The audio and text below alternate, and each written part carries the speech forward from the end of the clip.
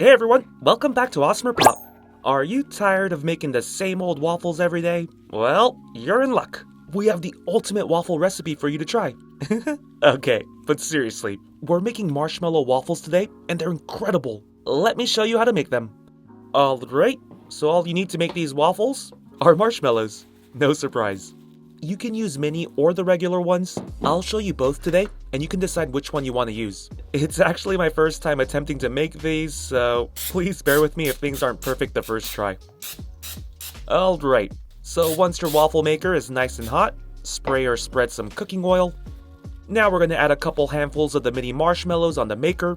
I feel like these will be easier to toast than the regular sized ones. We'll see. Now we're just going to let these melt.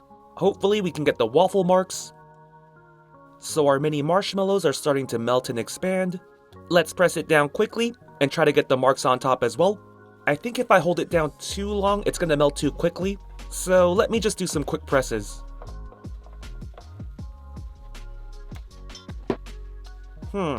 Okay. I think the waffle maker is too hot. Our marshmallows are bubbling up a little too much. Okay everyone, as you can see, this is not what we want. I did say it wasn't going to be perfect. We're all learning right now, so mistakes were bound to happen. Ooh, this does look like a disaster though. Let me try to scrape some off. By the way, you have to cool your toasted marshmallows before you take it off the waffle maker. I was hoping to see something better than this, but it is what it is. I think I have to adjust the heat on this. That top portion is completely melted, so I don't think I can scrape that off. Before I experiment with another one, let me do a quick taste test. This is why you never judge a book by its cover. That's pretty good. The toasted part had a crispy taffy-like texture, and the soft marshmallow portion just melted in my mouth. It also tastes so much better than the regular marshmallow too. More of a nutty, buttery taste. Almost caramel-like. Alright, this time we're gonna try a regular sized marshmallow. These are also a bit stale compared to the mini ones because I've had these for a bit, but let's see if these work better. Also, I'm gonna cook these on low heat to avoid another melting disaster. And once I start to see the marshmallows melt, I'm gonna turn off the heat and let the residual heat do its thing. Let's see if these changes work. Since I'm using low heat, I think I can press down on the marshmallows a little longer. Ooh, these look much better already. Okay, so I don't think it's better because we're using regular marshmallows. I think using stale ones are key. If you use fresh marshmallows, it'll probably melt faster. By the way, if you think the residual heat is not toasting the marshmallow properly, just turn the waffle maker back on to low and repeat the same process. Alright, before you toast the other side, you have to make sure your marshmallows cool to the point where you can take them off in one piece. If it's too hot or warm, you might tear a portion trying to remove it from the waffle maker. I think using a toothpick or something similar is pretty good. Alright, moment of truth. Let's see how it turned out. Nice! Look at those beautiful waffle marks. And it's got a nice golden color too. This side is perfect, so let's try to do the same on the other side.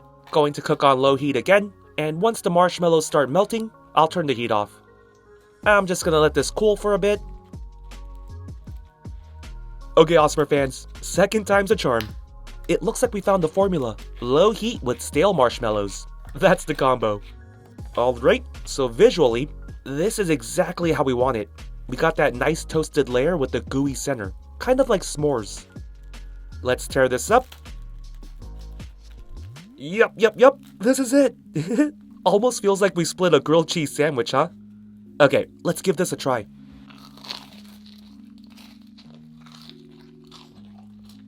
Oh my gosh, that's so much better. That crunchy texture is still there, but the marshmallow filling is much more gooey. And just like before, it melts in your mouth. These are the fluffiest waffles you'll ever eat. Okay, so I think we kind of got it down. And I want to test if our recipe works with stale mini marshmallows. I had an older bag in the pantry, so I'm going to use that over the fresh ones I used earlier. And this time, let's make it a little more fun and make a mini mouse waffle. Alright, these are the stale mini marshmallows. Not the same ones as our first attempt, so keep that in mind. Just want to check to see if any stale marshmallows work, or if it's just the regular sized ones. It would be great if these mini ones worked because they're much easier to fill these unique waffle maker shapes. Okay, the heat is on low. I'm going to use a spatula to press the marshmallows down. Alright, I sped things up a bit. The bottom portion has cooled, so I'm going to try and take this off in one go. So far so good. Ooh, we're almost there. Nice! Wow! This one looks so much better, don't you think? My oh my, this looks beautiful. Ooh! I love this toasted color. Visually, it looks more like a waffle. I don't think we have to toast the other side because we want to keep some of that gooey texture. Let's rip this in half. Ooh! Oh my gosh, that's amazing. Alright, I have to try this.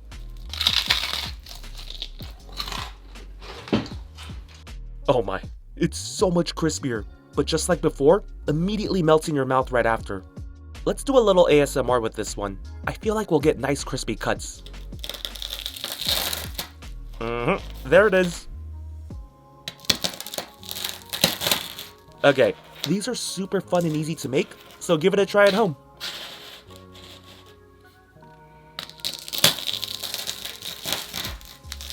Hey everyone, welcome back to AWESMR Pop.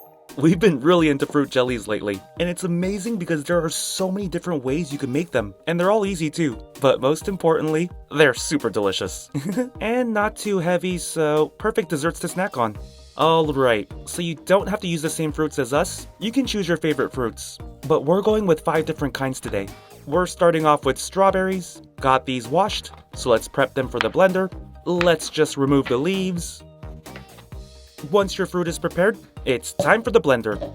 Just blend until you get a smoothie-like texture.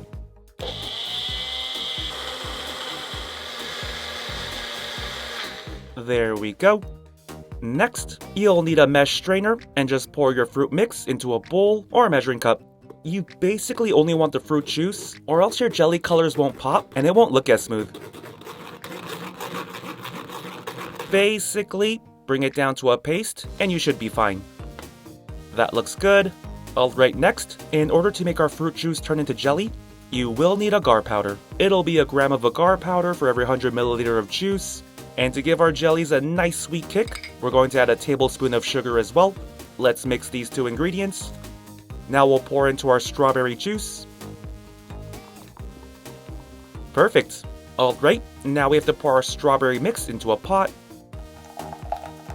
Turn the heat on to low and just cook until it boils. Once it does, you can turn the heat off and let it cool. Alright, and we'll be using this mold to make our jelly cubes. Fill up a few rows. Nice! Let's make our next color. The next color we want to make is orange, so we'll use oranges. Give me a minute while I peel this orange.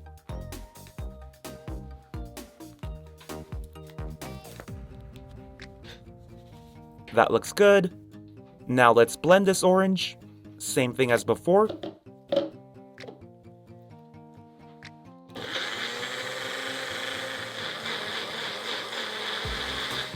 Beautiful. Now let's separate the juice from all the pulp. Give me a second. Alright, we have our orange juice. Now let's add our agar powder and sugar. Mix, mix, mix. Now let's heat our liquid on low heat until it boils. Awesome! Let's fill up a few more rows.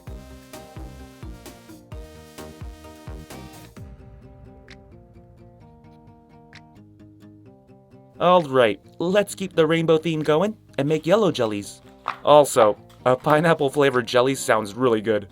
Had some that were already cut up, so that makes it easier for us.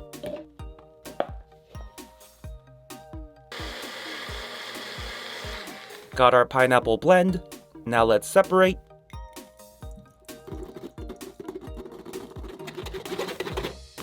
Awesome! Let's heat up this juice. And we'll fill up a few more rows.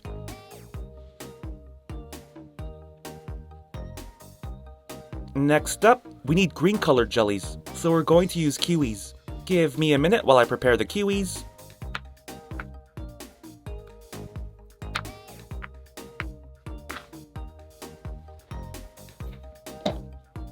Alright, let's blend these Kiwis up.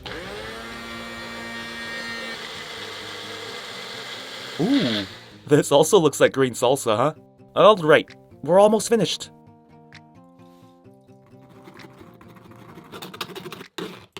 Just need to boil. Awesome. We have another one of these mold sheets, so we'll fill them up.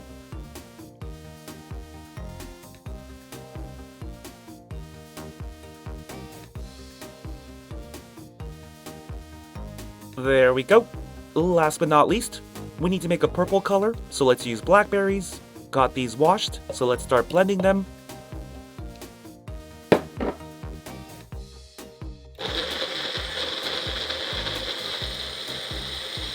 Nice. Let's get our juice.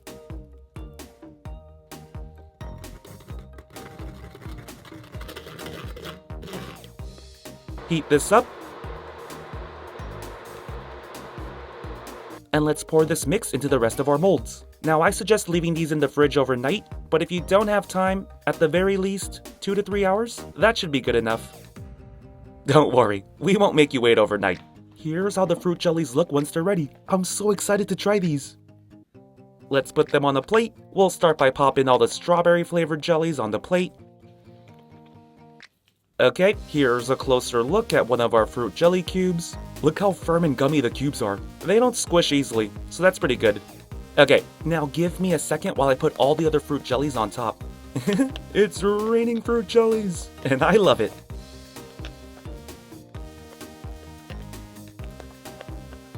Ooh, look how bright and colorful this plate looks. Okay, so if you're sharing these with your friends, you probably don't want to use your hands to grab a handful. But I'm eating these by myself, so why not? Look how delicious these fruit jellies look. It's time to do a taste test. I'll try the strawberry one first. Okay, kiwi jelly, get off for a bit. I'll try you later. Yum! That is absolutely delicious. The fruit jellies just melt in your mouth. They have more of a mushy texture compared to Jell-O, but it's really good. Here, let me show you what happens when you bite into these jellies. That's a pretty good visual example, right? Okay, but seriously, give it a try. AWESMR Pop fans! Thank you so much for watching. We can't do this without you. If you're new to the channel and became a fan, click that subscribe button for more awesome stuff. And if you want to be the first person to watch our next video, hit that notification bell to have a chance. See ya!